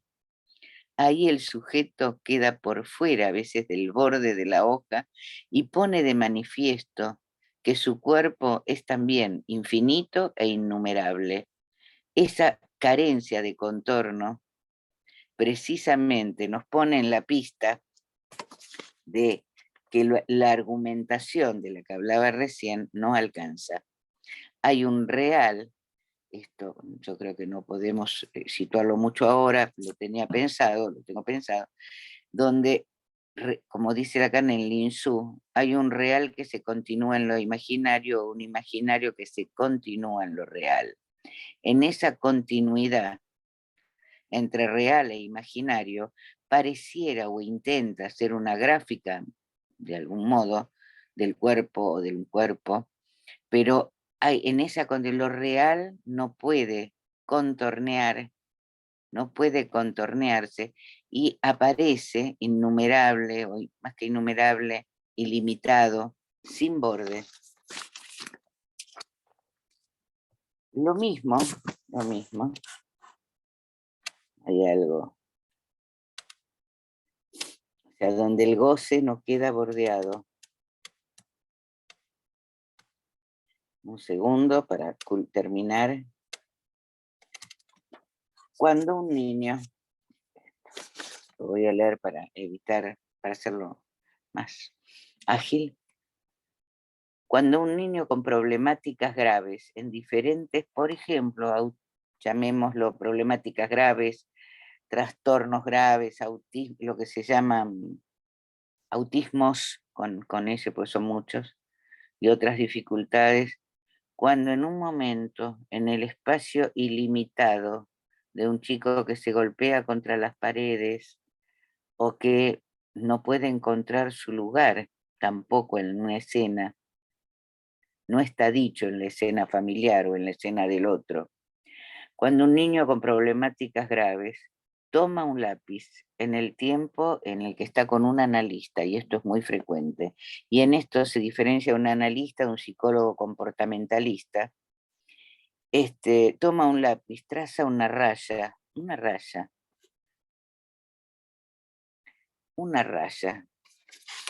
ver, tengo acá, esto ya es súper, ¿no? Una raya, nombrándolo con canturreos, como hablan estos chiquitos, con canturreos nos embarga el analista, nos embarga un enorme júbilo, un asombro, porque ese trazo nos promete un trazo más, y parece que este trazo que el niño puede dibujar y en el que se reconoce, invita a otro trazo y tal vez tengamos la oportunidad de que un significante, que un trazo represente al sujeto para otro trazo. Es una oportunidad que muchas veces la puede pescar un analista, ¿no? Que no espera que haga el león que les mostré recién, espera que haya un trazo o que al menos cierre con un redondel ese trazo, porque ahora tenemos la posibilidad de que haya un trazo y tal vez que el niño se vea con un cuerpo, que se mire con un cuerpo, un círculo se cierra y a veces uno le puede preguntar, ¿y esto qué es? Un hombre, así. Y como alguna vez dijo un poeta, este poema lo voy a citar, me lo trajo un amigo muy querido, Ricardo Díaz Romero de Rosario, dice, cuando un círculo se cierra, el poema es de Ezra Pound, creo, dice, cuando un círculo se cierra y se llama un hombre es todos los hombres. Entró en el lazo social. En estas circunstancias, el niño que no se miraba, que no se dibuja, que no está en alguna identificación especular mínima, sino que está en la imagen real, como puede pasar en estos casos, puede encontrarse en un dibujo, da vuelta a la cabeza, esperando el asentimiento del analista porque el otro no se lo dio, y entonces puede agregar eventualmente, con bastante trabajo, el nene, la nena, Pepe, ¿no? El valor del dibujo y su ausencia nos guía en la clínica con niños. Bueno, hay mucho más para hablar, pero los dejo preguntar un poco para que para que conversemos y si quieren pasamos a alguna consideración topológica. Bueno, Lili, muchas gracias. La verdad que hermoso el recorrido. Debo decir que me sorprendiste con los dibujos porque pensé esto que traes vos, que se nos viene muchas veces poder de alguna manera romper lo evolutivo. Pensé que los dibujos tenían otra secuencia y la secuencia era la inversa, así que muy interesante, digamos, esa, esa lectura, digamos, ¿no? Pensé que primero estaban los más simples y luego los más complejos. Pero como uno siempre tiende como al cierre ahí en el sentido de algunas cosas. Me pareció re interesante. Bueno, muchas gracias y abrimos un espacio de intercambio. Si quieren van levantando la mano y empezamos a charlar con Lili.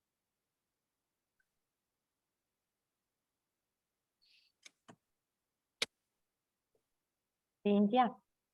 ¿Sí? Sí. Sí, Hola, ¿qué tal? Hola.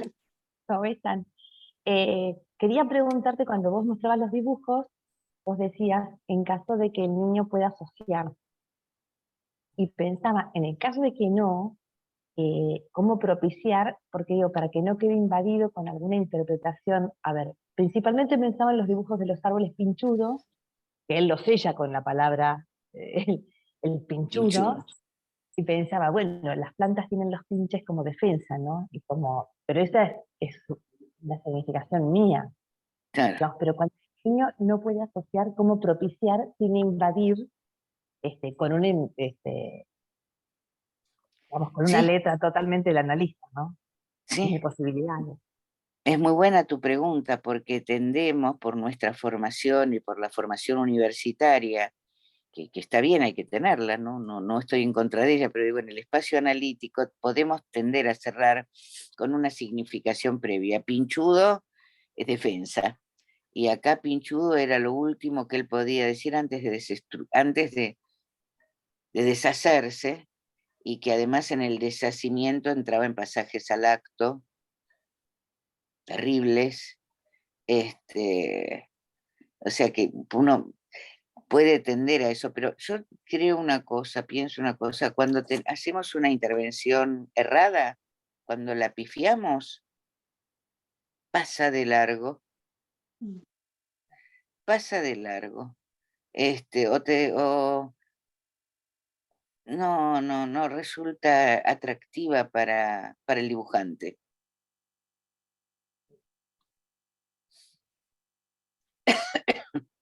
Rodrigo. Gracias. No, al contrario. Bueno, ¿se escucha ahí? Sí. Sí. Gracias, Liliana. Dejas muchas preguntas abiertas, puntos de fuga que permiten, como de algún modo, pensar cuestiones de la clínica. Y bueno, no sé, dijiste varias cosas, ¿no? Cuando nos traías el dibujo del film, planteaste que inventamos cosas con el dibujo, ¿no? Que el delfín era un invento y dijiste su invento. Un poquito más alto, Rodrigo, no llega bien a vos. Sí, que planteaste que inventamos cosas con el dibujo, que el delfín era un invento, que era su invento, dijiste, ¿no? Y después hiciste como una torsión ahí y planteaste como una pregunta en transferencia. Dijiste, ¿podemos hacer una lectura del invento? ¿No? Ya acá de algún modo nos lleva a ubicar algo de la posición del analista. Bien. Y me quedé pensando si justamente no se trata, en tanto eso se puede llevar a cabo como operación de lectura, si no se trataría justamente de la invención de la letra, ahí donde se recorta justamente algo que permite abrir otro asunto, ¿no? Que acá en este caso, bueno, lo que tenía que ver con los cortes, ¿no? Del fin, hacer fin, poder poner un fin. Y esto después me llevó hice como un enlace con algo que fuiste diciendo sobre el final, cuando traías este aforismo de Lacan, que es tan difícil de recordar, de memorizar, ¿no? Se imagina en lo real los efectos de lo simbólico, dijiste, y eso es el síntoma, ¿no? Entonces, como justamente estamos hablando del invento, pensaba si se podía hacer alguna articulación más en relación a esto que fuiste introduciendo sobre el final. Bueno, bueno, voy a contestar, charlamos pregunta por pregunta un poquito y después si quieren redondeamos, pero te agradezco, la verdad, Rodrigo, la escucha y la pregunta. Es cierto lo del invento y podríamos decir, yo ahí tengo un conflicto intelectual. Si me permitís, lo tengo, una paradoja intelectual. Si sigo tu lectura, ese invento podría quedar del lado de, vamos a decir, un invento al modo de un síntoma, ¿no? Yo no dije que la frase es el síntoma, se imagina en lo real los efectos de los símbolos, sino que por ahí tuvo un lapsus, es probable. Eso es del síntoma, del seminario del síntoma, es una frase del seminario. Pero vale la pena, digamos, si me equivoqué, si tuve un error, vale la pena porque se me abrió un mundo con tu pregunta, se abre mucho para mí. Y la pregunta es, ¿podemos hablar del síntoma en la infancia? En el tiempo en el que en el tiempo digo, en el movimiento, para no hablar de tiempo que es confuso, en el movimiento en el que un niño como Juanito, cuando hablé de Juanito, se sirve del padre, después podrá prescindir de él, o no, qué sé yo. Le pasaron tantas cosas en la vida a ese muchacho, que además tenemos la oportunidad de conocer lo que hizo a los 50, 60 años, en fin. Pero se sirve del padre. Estamos en un tiempo de ese servicio y tal vez en muchos casos de un invento en el sentido de,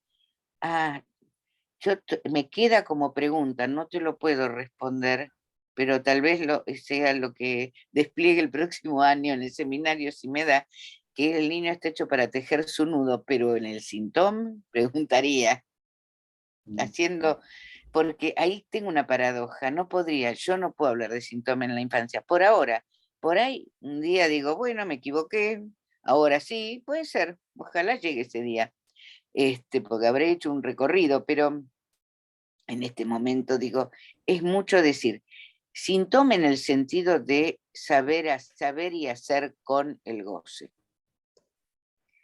En ese sentido, que el síntoma como nudo de 4 no es una superación del nudo de 3, no es que el nudo del 3 es para los chicos y el nudo de 4 para los grandes, o que los chicos sean un nudito de niños y un nudazo de grandes. Yo no, son cosas divertidas, pero no son justificables, no se justifican, no tienen una justificación de demostración matemática. Pero en todo caso, digamos, ese tiempo, ese movimiento de servirse del padre, ¿no? Podemos decir, pone en marcha el Borromeo, la estructura del sujeto. Ahora, que porque invente un delfín estemos en un saber y hacer, y yo la verdad no me animaría a decirlo hoy por hoy. Me parece que sería como una anticipación de estructura, aun cuando si uno se pone a dibujar en un pizarrón los nudos, podemos dibujar tantos nudos.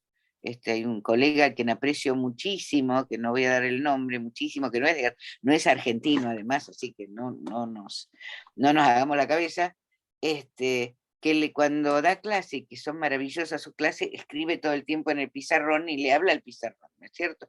Y dibuja y dibuja. Podemos dibujar los nudos que querramos, los que nos dé la mano, pero de ahí a situarlos en la clínica es un tema que requiere, para mi gusto, una fineza más importante. Es lo mismo, mira, vos el año pasado, en un trabajo sobre lo colectivo que te había interesado y que estoy en deuda con vos para enviártelo, ¿sabés por qué no lo envié nunca? Porque nunca lo pude pasar en limpio porque no sé dónde están las hojas. Supongo que están acá en una caja que tengo por acá cerca, que quedaron ahí durmiendo, que no he tenido posibilidad de hacer algo con eso. Pero en ese trabajo que nos hizo dialogar, yo decía una diferencia entre el lunario y el luniano. Si supongo un invento a un niño, estoy suponiendo un uniano, y a mí me parece que es mucho decir. Hoy por hoy sería como un abuso de lenguaje en el uniano. Parece que ahí donde el goce se hace oír, yo no creo que esta nena, la del delfín, o el que cerró, o el del lobo que lo venía corriendo, el chico que lo corre el lobo feroz. Bien, por ahí. Amalia. Bueno, Lili, inmenso todo lo que nos dijiste, la verdad que un lujo, la cantidad de líneas que abriste, que bueno, no sé, voy a tratar de tomar alguna, pero no sabes la cantidad de cosas que tengo anotadas en mi cuaderno para después seguir. Es un efecto esto también, ¿no? Escribir lo que dijiste. Pensaba en la cuestión esta del niño está hecho para tejer un nudo, y en relación a lo que respondía sobre la cuestión del síntoma, si mucho de eso que se arma ahí, no es después lo que se va a recuperar en otro tiempo en el armado del síntoma. Por eso me parece tan importante el trabajo que hacemos en la clínica con niños, para que haya alguna posibilidad de trazo, ¿no es cierto? Y pensaba en relación a lo del delfín, también, que ahí hay otra operación más, porque lo que esta nena hace es recortar ese dibujo de la hoja, ¿no? No es lo mismo, digamos, un dibujo en la pared como cuerpo del otro, que un dibujo recortado del cuerpo del otro. Claro. O del campo del otro. Ahí me parece que es una cosa brillante lo que pudo hacer, ¿no? O sea, Sí. se va con el delfín en el bolsillo. Sí, sí, tal cual, tal cual, tal cual. Sí, Y la tengo presente, hace mucho que estuvo en tratamiento y realmente está, además esas cosas, ¿no? Los pude guardar en mi escritorio, o sea, con un valor particular, el delfín este. ¿Pero por claro, qué? Porque lo pude leer. Yo creo que exactamente. los chicos han dejado tanta marca en el consultorio, tanta marca en los papeles, ¿no? Algunas tan evanescentes y algunas tan concretas que pasado el tiempo, pasado los años, ¿no? Guardo ese recorte como un recorte del sujeto. Mira, me encantó tu interpretación. Es una lectura, es un recorte Sí, del sujeto. ¿Sí? que es muy diferente, me parece, a lo que planteabas en relación ahí donde se sustancializa la cosa, ¿no? Y se le chanta una etiqueta a la cuestión. O sea, me parece ahí también, en relación a lo de la posición del analista, la abstinencia, porque el dibujo en sí llama a que uno le enchufe significación, No. ¿no? Y entonces ahí sustraerse de eso para poder posibilitar que algo del sujeto surja. La verdad que realmente el recorrido muy Claro, y interesante. en relación a esto, Amalia, me haces evocar la posición del analista como abstinencia de goce. No se trata de que no hablemos, no juguemos, no trabajemos. Al contrario, además, con los chicos particularmente, además tiende a divertirse. Yo en el juego no tiende a pasarlo de alguna manera, lúdicamente, no siempre, pero a veces. Y lo interesante, digamos, lo interesante es que la abstención de goce del lado del analista como parte del dispositivo analítico también se juega en el juego, en el dibujo y en la clínica con niños. La significación abrochada que viene del otro, como el nene ese que dibuja la casita con todos los arbolitos de lo que se copió de internet, lo copió divino además, pero que lo copió en internet, de internet, él reclama la abstención del otro. Si uno lo toma, ay, mira, casita, no, arbolito con manzanitas, quiere tener hijos, cualquier cosa, realmente hay la falta de abstención del analista ocluye al sujeto. Y esto me parece que es como primordial. El dibujo invita, nos provoca. Es provocativo, pero bueno, también es una manera de tapar el sujeto si uno le enchufa cualquier cosa. Incluso, aunque es la pregunta de Mariel, le enchufamos cualquier cosa y pasa de largo. Pasa de largo o, estoy pensando en la clínica, o produce un pasaje al acto, o puede producir actino, pasajes al acto en los chicos. Eso se abriría a otra reflexión. Leti. Bueno, hola, ¿qué tal? Buenos días a todos. Lili, gracias por tu exposición, la verdad, aprendí, anoté un montón de cosas y me pareció muy interesante este modo novedoso, para mí es novedoso, de escucharte en relación a trabajar con los dibujos, bueno, en relación a la clínica, ¿no? En relación a considerar una clínica RSI, porque pensaba que, bueno, como lo planteabas, ¿no? Y diferenciando de otros modos de trabajar con el dibujo, el hecho de considerar el dibujo, lo que el niño asocia, lo que hay en relación a los padres, podría ser a lo real de los padres, ¿no? Como en el ejemplo del delfín, donde había una madre que necesitaba tener hijos enfermos. Bueno, me parece un modo interesante en el punto que no solo considera lo imaginario, como vos decías, sino también lo real y lo simbólico, ¿no? Esto que dice Lacan, se imagina en lo real el efecto de lo simbólico, también podría decirse, se imagina en lo real el efecto de una intervención, ¿no? Que hablabas de la en transferencia, ¿no? Que se puede hacer alguna modificación, pero bueno, me parece muy novedoso el modo de trabajar en relación a un dibujo, considerando no solo lo imaginario, sino también lo real y lo simbólico. Bueno, y también decías, ¿no? Que en el 21 creo que lo dice, hay un real que se continúa en lo imaginario, ¿no? Podría decirse en lo imaginario existe un real si hay un cuerpo que siente en relación a lo imaginario, enmarcado en los significantes, pero un cuerpo que siente. Y bueno, a partir de ahí la producción de un dibujo, ¿no? Bueno, eso, y también me parecía muy importante cuando diste el ejemplo de la falacia del nene que fue a buscar en Google, porque me quedé pensando si todo dibujo no tiene algo de falacia en ese sentido, ¿no? Y bueno, me acordaba cómo se diferencia Lacan de Freud, cuando dice que Freud solo refiere al saber en el inconsciente, en cambio lo que él propone es ir más allá del inconsciente, y habla del agujero del inconsciente que conecta con lo real, ¿no? Pero bueno, eso te agradezco y bueno, me parece muy novedoso y bueno, me quedé pensando eso, si todo dibujo no tiene algo de falacia en ese sentido. Bueno, sí, dos cosas, Leti. Te agradezco también la idea que aportás, pero agregaría o dejaría planteadas dos cuestioncitas. Una, que es lo del seminario 24, no 21, lo del 24, por ahí lo dije mal, sí, Me equivoco. de la continuidad de lo real en lo imaginario y de lo imaginario en lo real. Cuando Lacan plantea esto, está planteando a mi lectura, y sesgada por supuesto, está planteando algo de la posibilidad de un nudo trébol, porque está planteando una sola cuerda que entonces va a escenificar la posibilidad de un cuerpo, pero también va a traer efectos que no son neuróticos, por ejemplo, o que son atipías de la neurosis, como es el pasaje al acto o el acting out.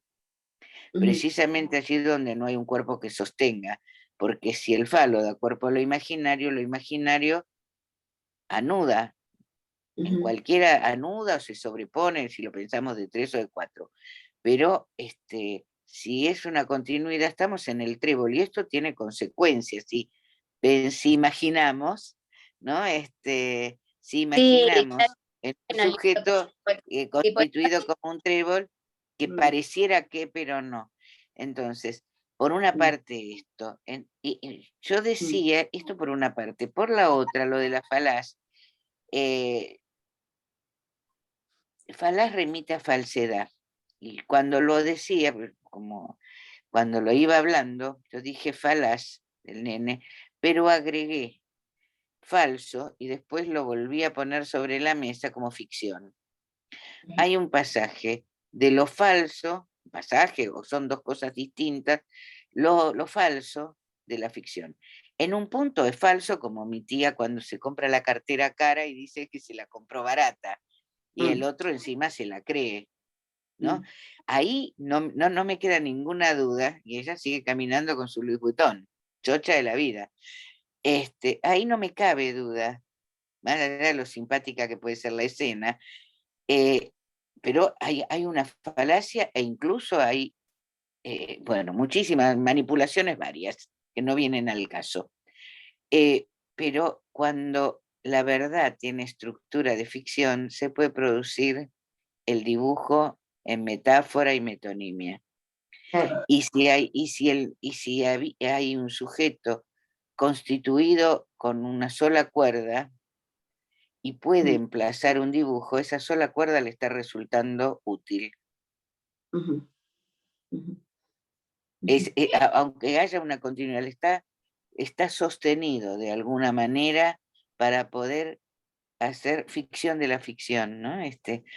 Tenía no lo traje porque era de muy largo.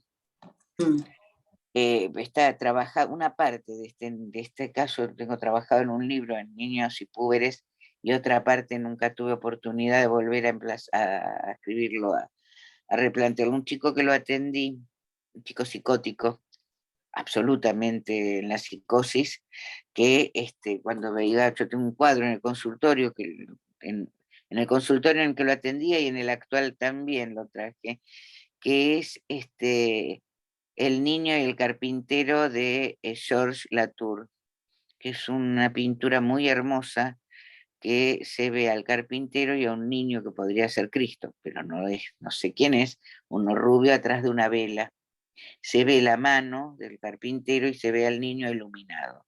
Es bellísimo, bellísimo, bellísimo. Está en el Prado, y en el Museo del Prado. Y este nene, de chiquito, toda su discursividad era bastante bizarra, complejísima. De nene, en un momento, estaba tan admirado por ese dibujo, por ese grafo, que él empezó a hablar a la pintura, porque la pintura se salía del cuadro. El viejo, decía, se sale del cuadro. el viejo se sale y va a hablar con él. O sea que había hecho todo un montaje con la mirada, digamos, con el ojo y la mirada, y cierta cosa, entre comillas, deliroide o alucinatoria. Pero este mismo muchachito dibujaba, llegaba y yo le proponía, tenía que comprar un cuaderno por semana, porque dibujaba sin tener en cuenta ni el borde ni nada, era un dibujo a la siguiente página, una especie de metonimia gráfica que llenaba, y mientras farfullaba, porque no se entendía, yo trataba de anotar el argumento que él traía de los nenes, de la tía, es una cosa, tengo los cuadernos guardados, muchos de sus cuadernos, y fue avanzando realmente, y de adolescente era un dibujante maravilloso que hacía dibujos naif, muy, muy naif los tengo, siguió estudiando dibujo, pero hacía cosas completamente infantiles y mantenía la bizarría. Un chico que incluso llegó a quemarse vivo, llegó a quemarse en un momento con papeles en la adolescencia, que fue ahí el segundo tiempo de análisis, quemó papeles y se los pasaba por el cuerpo, ¿no? Un horror.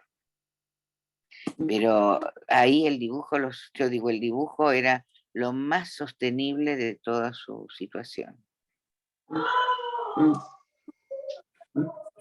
Bueno, gracias Lili, sí, muy interesante. Yo hablaba del 24, sí, dice lo real que se continúa en lo imaginario. Yo le agregué el marcado en lo simbólico, pero me parece interesantísimo el hecho de que, bueno, de trabajar en relación a lo real, simbólico, imaginario, da la posibilidad, a partir de considerar la posibilidad de un sujeto y que hay un invento ahí, de poder hacer algo distinto, ¿no? Sí. Por eso me parece novedoso todo lo que planteaste y seguir planteando.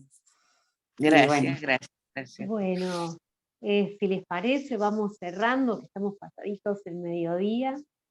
Te agradecemos muchísimo, Lili, todo lo que trajiste para trabajar y todas las cuestiones que quedan ahí como para seguir encauzando algunas preguntas, investigaciones, digamos, ¿no? Te agradecemos muchísimo. Y bueno, si les parece, vamos y yo a ustedes. Gracias. Muchas Buenos gracias, fines. Lili. Hasta luego. Gracias, Lili. Gracias, Liliana. Hermoso. Qué bueno. Un gusto. Gracias, Lili. Gracias Lili, un beso. Chau, Buen chau. fin de semana. Chao. Buen fin de... Buen fin de semana.